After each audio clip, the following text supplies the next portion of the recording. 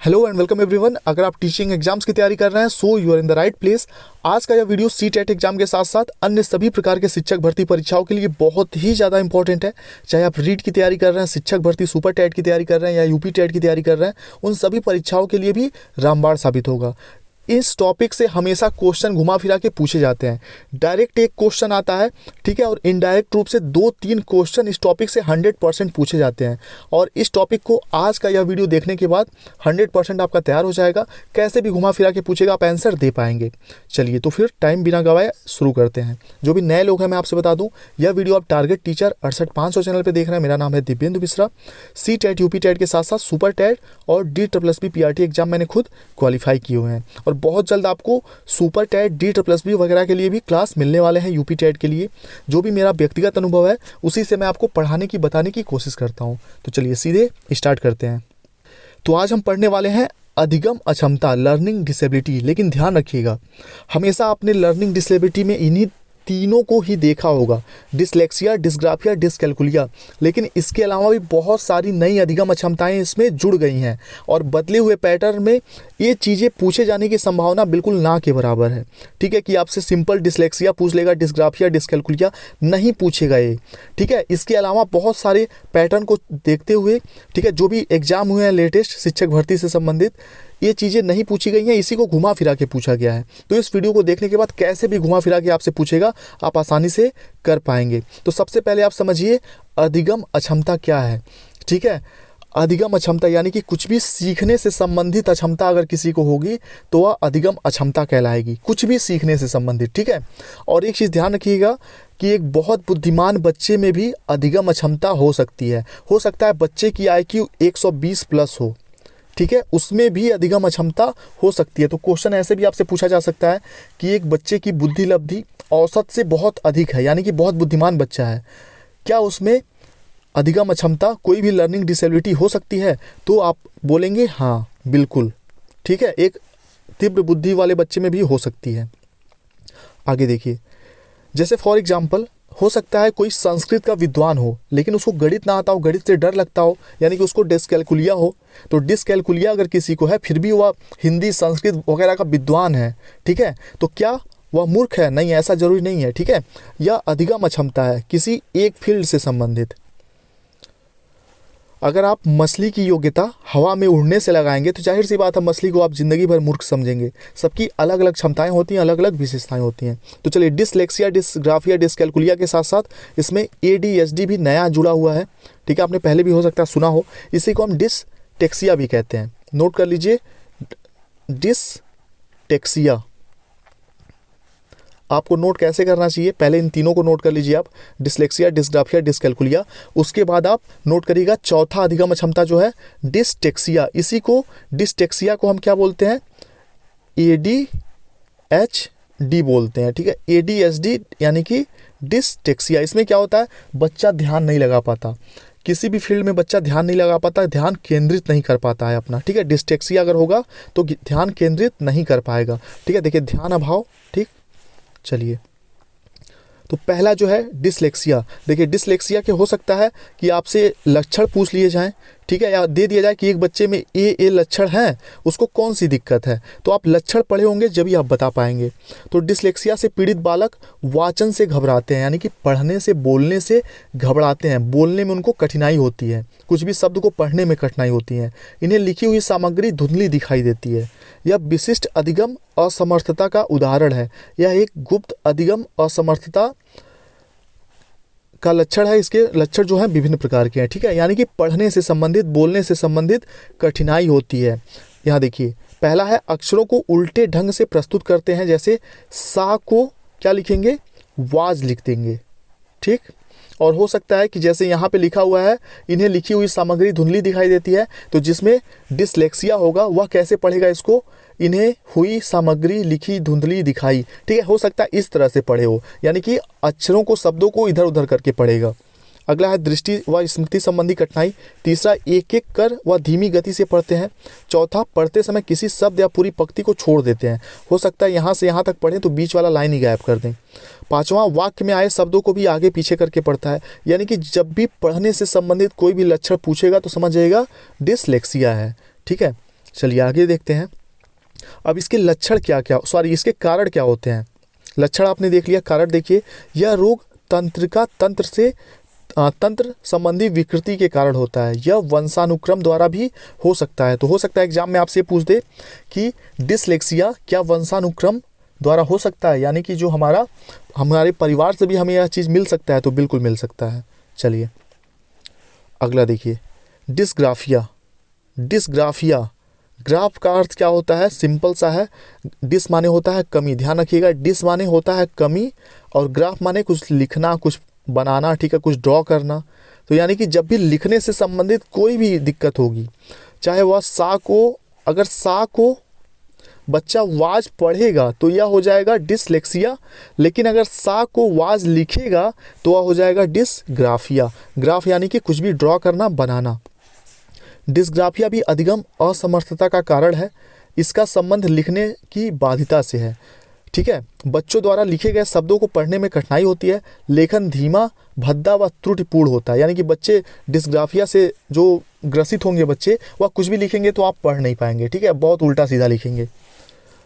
लक्षण देखिए क्या है, लेखन संबंधी कार्यों में कठिनाई, कलम पकड़ने का ढंग ठीक नहीं होता, अक्षरों का आकार समझने में कठिनाई होती है, शब्दों, और हाँ यहाँ पे इंपॉर्टेंट ये है, क्वेश्चन आपसे ये भी पूछा जा सकता है कि एक शारीरिक विकलांग, यानी कि मान लीजिए जिसको पोलिया ग्रसित है, ठीक है, हो सकता है उसका हाथ पैर ठीक से काम ना करता हो, तो वह बच्चा किस अधिगम अक्षमता से ग्रसित हो सकता है।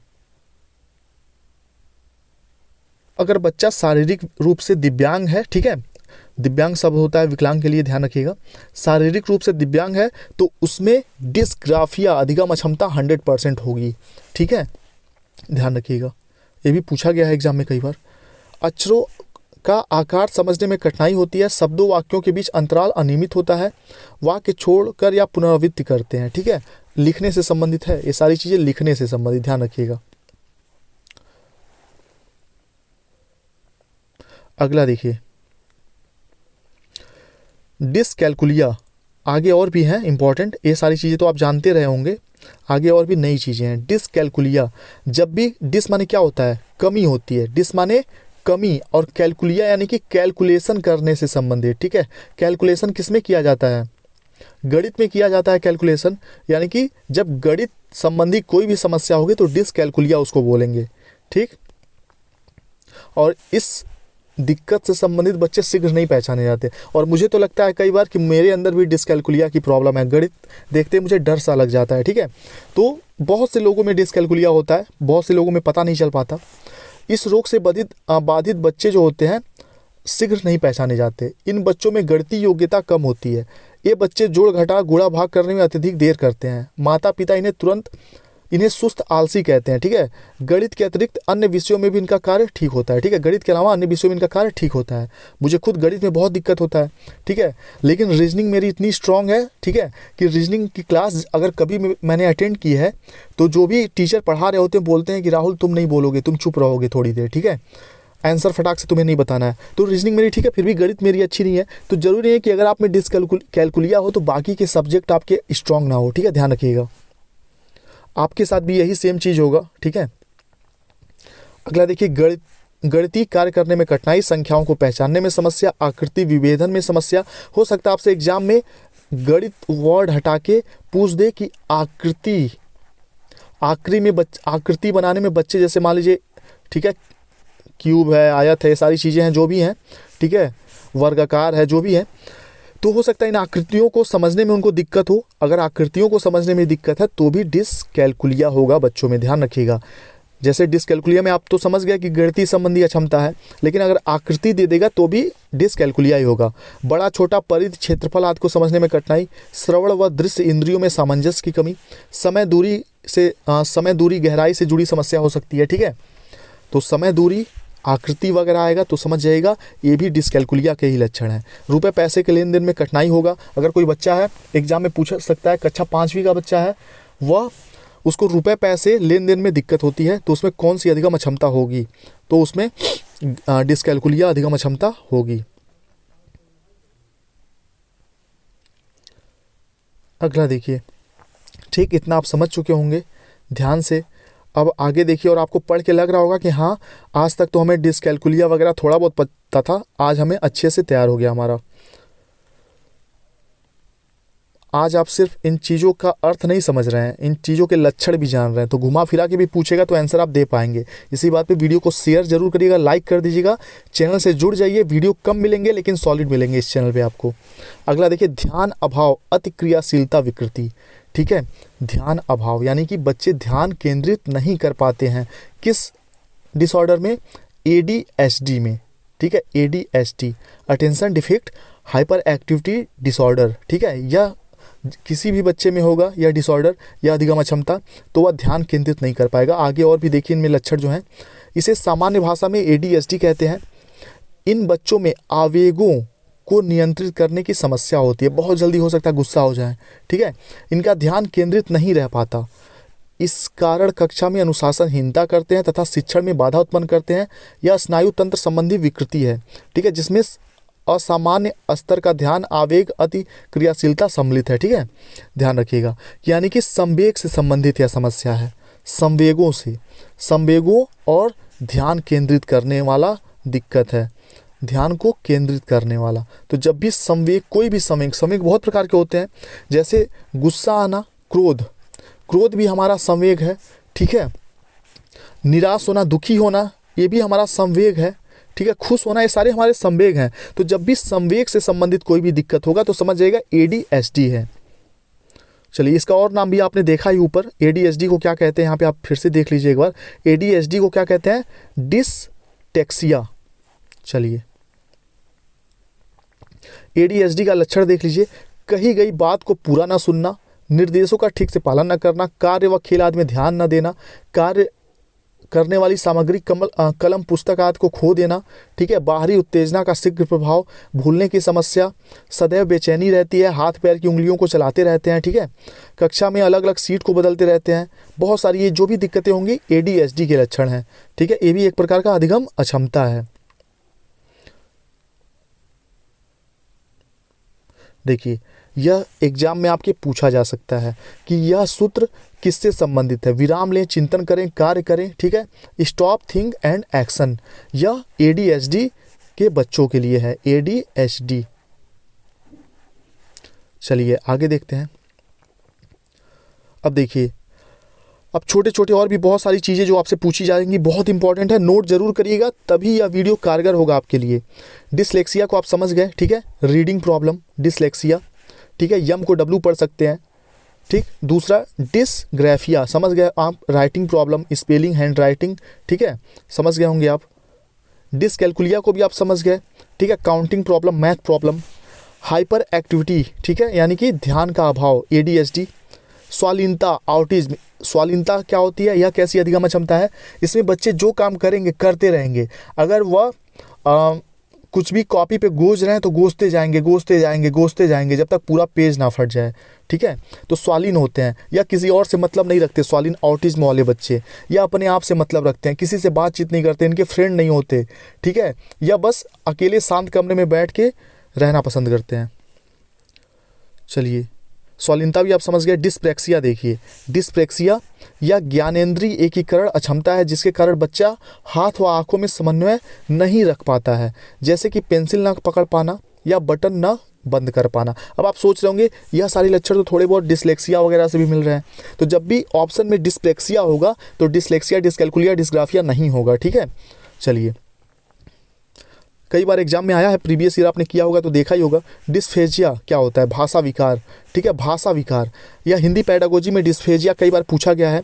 डिस्फेजिया यानी कि भाषा विकार पूछा जा सकता है। बच्चों में भाषा विकार संबंधी अधिगम अक्षमता है तो उसको हम क्या कहते हैं? तो उसको हम डिस्फेजिया कहते हैं।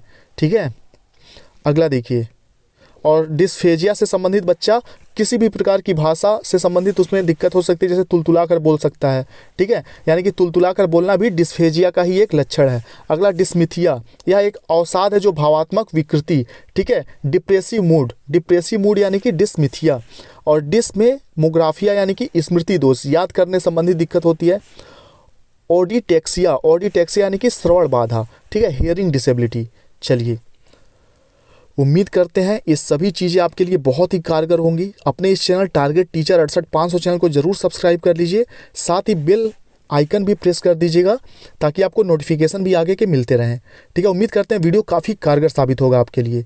चलिए फिर मिलते हैं आपसे नेक्स्ट वीडियो में। और भी ऐसे इंपॉर्टेंट PDF नोट्स अगर आप चाहते हैं तो आप 7905352723 पे व्हाट्सअप कर सकते हैं। सिर्फ आपको 100 रुपीज़ फीस पे करनी होगी। सभी इंपॉर्टेंट PDF नोट्स आपको प्रोवाइड कर दिए जाएंगे। 7905352723, सिर्फ 100 रुपीज़ फीस है, लेकिन सेलेक्टेड नोट्स आपको मिलेंगे। सिर्फ 100 रुपये है। व्हाट्सअप पे मैसेज करिएगा, आपको डिटेल बता दिया जाएगा। चलिए, थैंक यू।